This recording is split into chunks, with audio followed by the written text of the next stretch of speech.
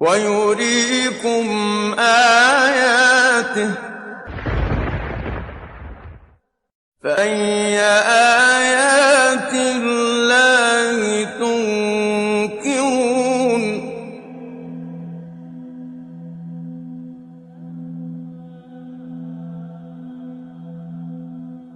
From the galactic bodies to the tiny creatures, from the strongest to the weakest, everything in the nature follows some specified functions with precise measurements. It's because they're destined to do so. Let's for a moment think about the work of engineers or architects. They use functions and measurements to provide some properly functioning products with aesthetic appearance. In order to give you an example, let's think of a very simple function to draw a pattern in a circle, like 2x.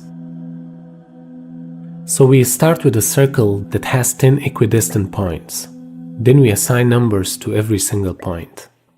And we want to join every point with the help of given function by just replacing the x values with the number of each point. We start with the 0. 2 times 0 equals 0, so it's the same thing. Now 2 times 1 equals 2, so we connect the 1 to the 2. Then 2 times 2 equals 4, and we connect that point to the point number 4.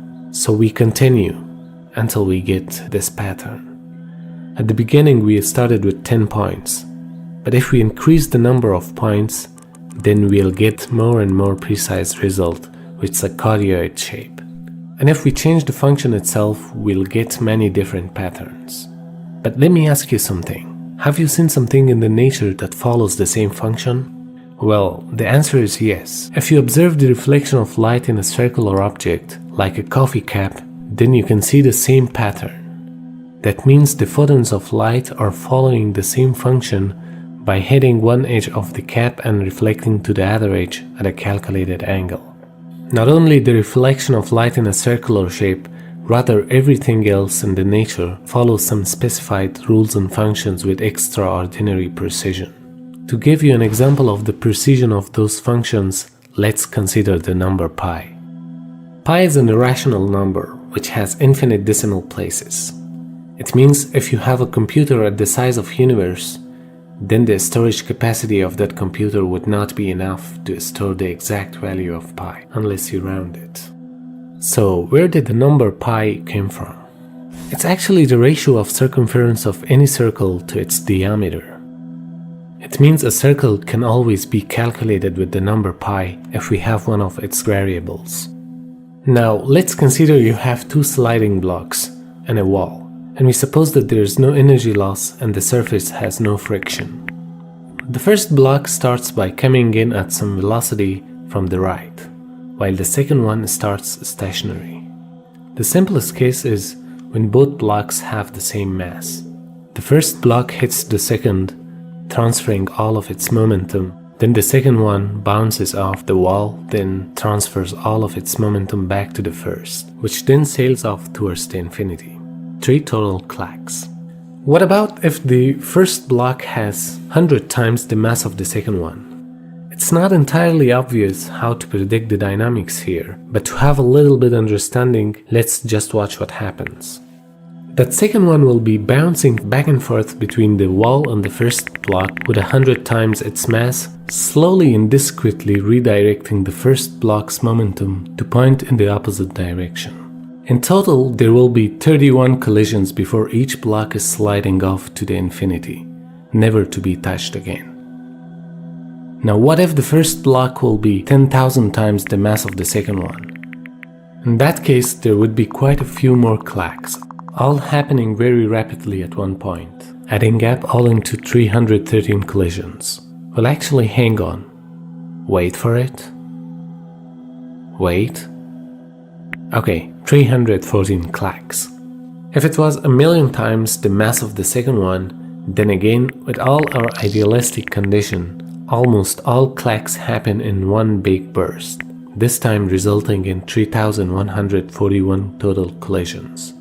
Perhaps you have seen what's happening here. Yes, every time the number of collisions compute pi.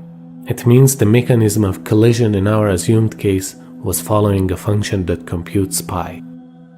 Of course, such thing is maybe not possible in real physics because there are some other forces acting in the universe, but that's what happens when you calculate the number of collisions between two bodies in a condition where there is no other force like gravity acting on the bodies. Or just simulate this example in a physics simulation software, and you get the amazing result.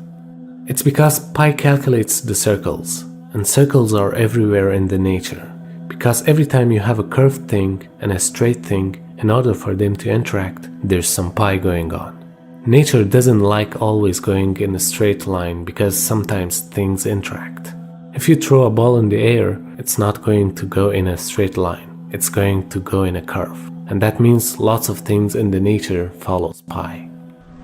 A further example is the astonishing collection of numbers, the Fibonacci series. These numbers can be appreciated in many different ways. From the standpoint of calculation, they are as easy to understand as 1 plus 1, which is 2. Then 1 plus 2 is 3, and then 2 plus 3 is 5. 3 plus 5 is 8, and so on. This series of numbers was introduced by Leonardo of Pisa. In terms of application, Fibonacci numbers appear in nature surprisingly often. The number of petals in a flower is typically a Fibonacci number, or the number of spirals on a sunflower or pineapple tends to be Fibonacci number as well. In fact, there are many more applications of Fibonacci numbers. One of the most amazing characteristics of this series is the beautiful pattern that appears in them. For example, let's consider the squares of the Fibonacci numbers.